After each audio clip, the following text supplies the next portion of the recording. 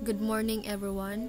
My name is Catherine B. Milianes, and our topic for today is flowchart. Flowchart are diagrams that represent workflows or processes, often using shapes like rectangles, ovals, and diamonds to define steps and arrows to indicate flow and sequence. They can range from simple hand-drawn charts to complex computer-drawn diagrams and are widely used to document, study, plan, and communicate processes. So, ang flowcharts kay diagrams nga nag-represent sa dagan sa trabaho or dagan sa process. Tapos, nagagamit sab na siya mga shapes parehas ng rectangles, ovals, ug diamonds para i-define ang step ug arrows para mabal-an nga ang dagan ug ang pagkasunod-sunod.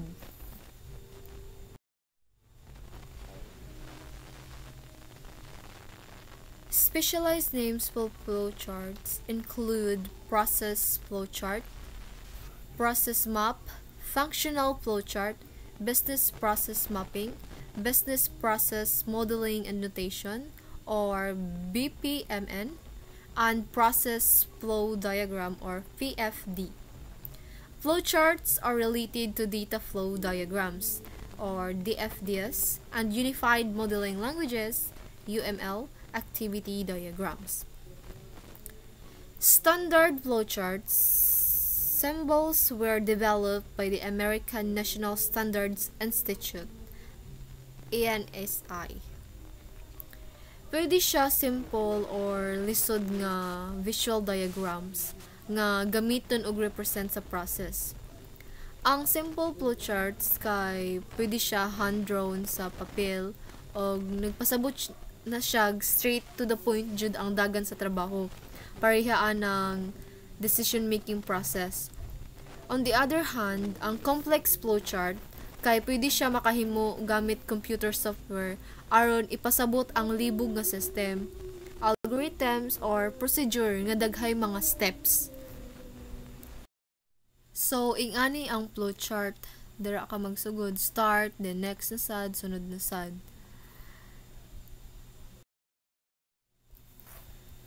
Flowcharts for computer programming or algorithms. Flowcharts visually represent data flow in programs or algorithms, helping to organize and guide the coding process.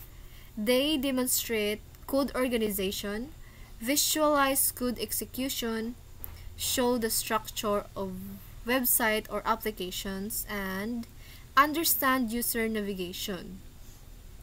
So the code can offer more detail than flowcharts. Related diagrams include Unified Modeling Language or UML or Nash-Schneiderman diagrams or structograms and Dracon charts. So, ang purpose sa flowchart kay ang visual tools kay gamiton siya para i-represent ang dagan sa data sa program or algorithms. Nakatabang ang flowchart sa pag-organize ug pag-guide ang dagan sa coding adisir mag-start og code. Sa code organization, kay ang flowchart nag-explain kung unsa ang code pag-organize. Sa visualization sub, kay gi-visualize niya kung unsaon pagdagan sa code sa isa lang ka program. Sa website application structure sub, kay ang flowchart nagpakita og mga structure sa website or application. Sa user navigation sub, kay makatabang sila sa pagsabot kung unsaon pagpangita og way sa user sa website or sa program. Ang programmer pwede magsulat gamit ang pseudocode kay maka-provide og daghan detalye kaysa sa flowchart. Pseudocode kay maka-serve siya og kabag-uhan or next step sa actual code. UML or Unified Modeling Language kay ginagamit sa software engineering.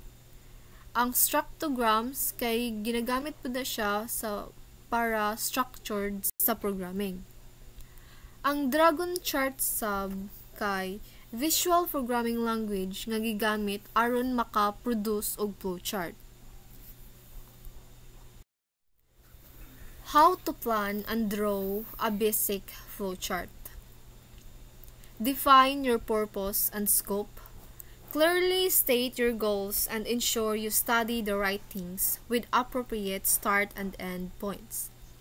So, linaw imong tubong sa imong study ug dapat sigurado ka study nga sakto nga butang uban sab nga dapat appropriate sa pagsugod ug sa kinalasan. Identify the tasks in chronological order. Talk to participants, observe processes, and review documentation. Write steps and notes or a route chart. Istoryahon nimo ang mga participants nya mag-observe kas processes ug mag-review kas mga documentation nimo tapos ipang sulat nimo ang mga steps sa notes. Ikatulo, organize them by type and corresponding ship. Use corresponding ships for processes, decisions, data, inputs, and outputs. So, magamit ka og mga shapes para sa process, sa pag-decision, data, inputs, and outputs. Ikaapat, draw your chart. Sketch by hand or use software like Lucidchart. So, mag-sketch ka gamit kamot or maggamit kag software pareha anang Lucidchart. Ikalima, confirm your flowchart. Walk through the steps with participants and observe the process to ensure completeness.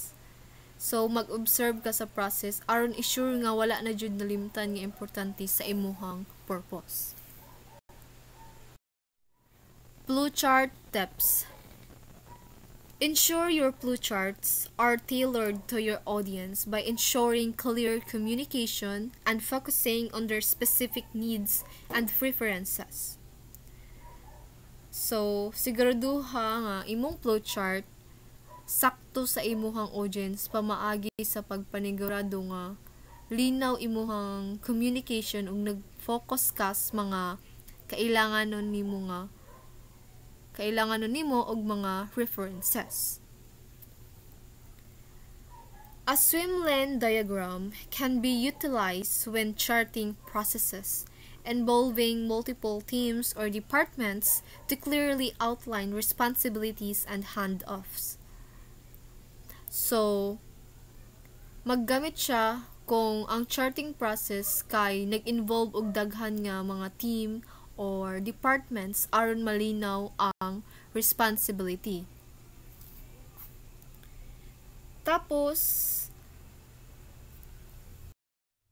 use on-page or off-page connectors to edit your chart and make it flow logically.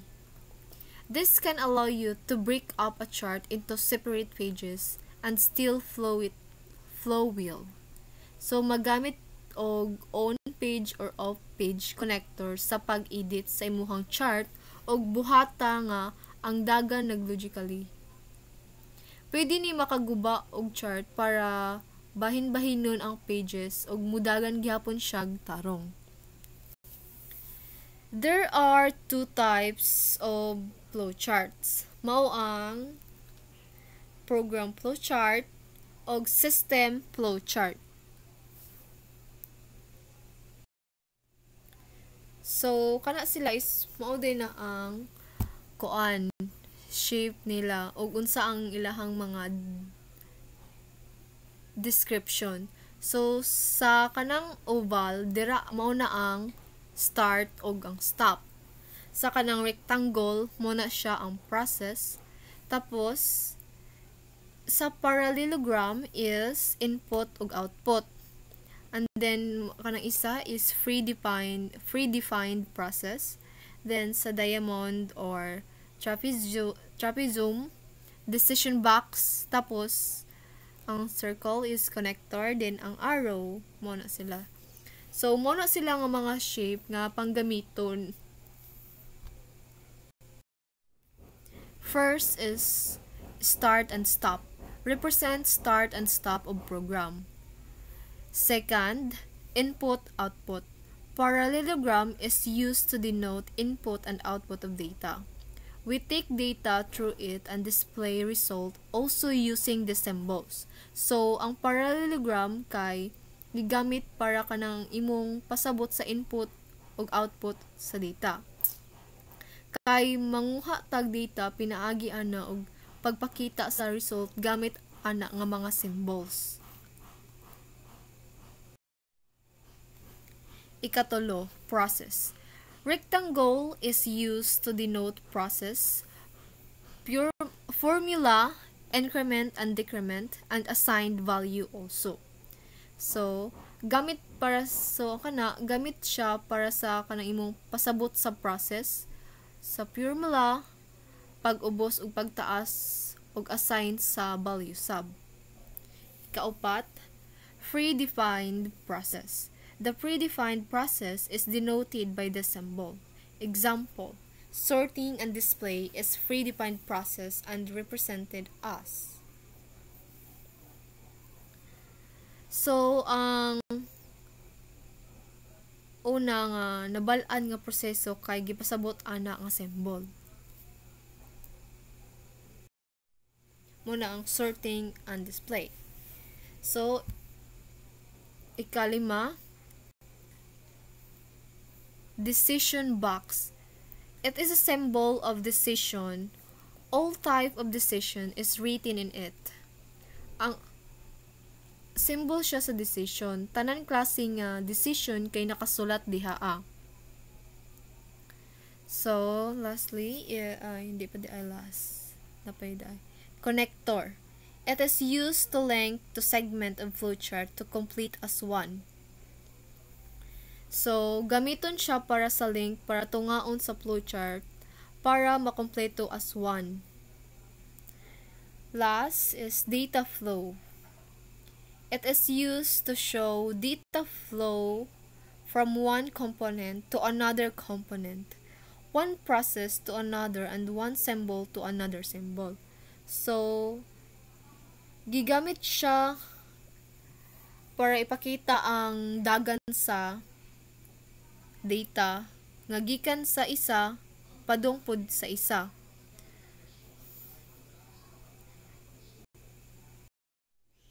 System flowchart. A vectorial representation of procedure flows inside and outside systems, also known as a data flow chart or procedure chart. So, visual diagram nga nagpakita kung giunsa ang process pagdagan sa sulod ug sa gawas sa system. Mauna ang system flowchart. System flowchart symbols. First is manual input. It is used to enter data manually. For example, keyboard is a manual input device. So, gamiton siya para ipasulod ang data manually. Ikaduha, process. All type of processes is denoted by rectangle. So, tanan klase sa process kay gamito na siya pinaagi sa rectangle. Ikatulo, magnetic disk, mass storage device or hard disk. Ikaapat, magnetic tape. Magnetic tape is also a storage device. Ikalima, display. This is a symbol for online display, example, monitor or video. So, muna siya ginagamit. Then last, document.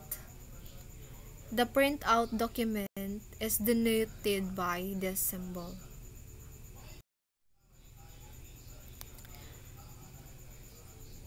Program flowchart and system flowchart. Program flowchart.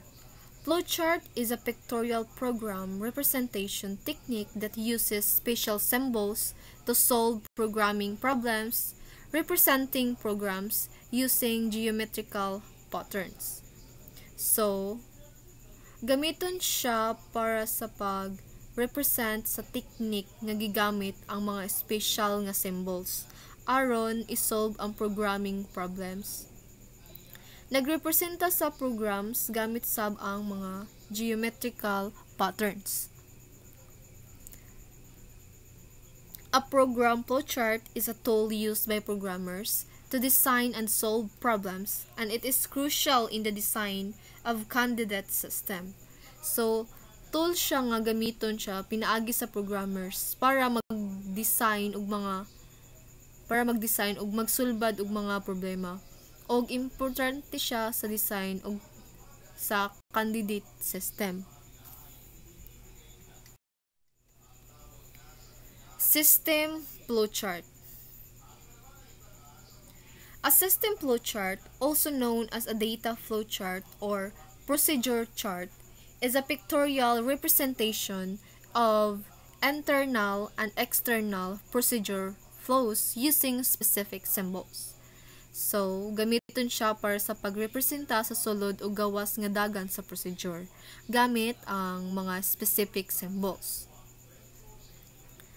This flowchart illustrates data flow within or out of a designed system, designed by system designers to illustrate the current system's internal flow. Nagpasabot ni siya sa dagan sa data, sa gawas or sa sulod sa pag-design sa system. Design pinaagi sa system designer para ipakita ang bag-o nga dagan sa sulod sa system. Guidelines for developing flowcharts. There are some points to keep in mind while developing a flowchart. First is flowchart can have only one start and one stop symbol. Second, on-page connectors are referenced using numbers. Third, off-page connectors are referenced using alphabets. Fifth is general flow of processes is top to bottom or left to right. And lastly, arrows should not cross each other. Algorithm. Stepwise presentation of program procedures in simple English. So, nagpasabot nga ang steps nag-required aron mo perform at og task or mosulbad og problema sa sunod-sunod nga simple. Dali ra masabtan ang instructions. A programming tool used by programmers to develop software. So, gamiton siya pinaagi sa mga programmer para sa pagbuo og software. Logical representation of program procedures to obtain results. Ang logical representation of program procedures is to obtain result. So, sometimes called a procedure, named after the 19th century scholar Abu Ja'far Muhammad ibn Musa al-Khwarizmi. Program. Expression of an idea in any programming language. So, nagpagawa siyang idea sa bisan unsa nga programming language. Starts with a general task for the computer to perform. So, nagsugod siya sa daghan nga task para sa computer aron mo perform. Develop into a complete step-by-step procedure called an algorithm. An algorithm is not the same as a program.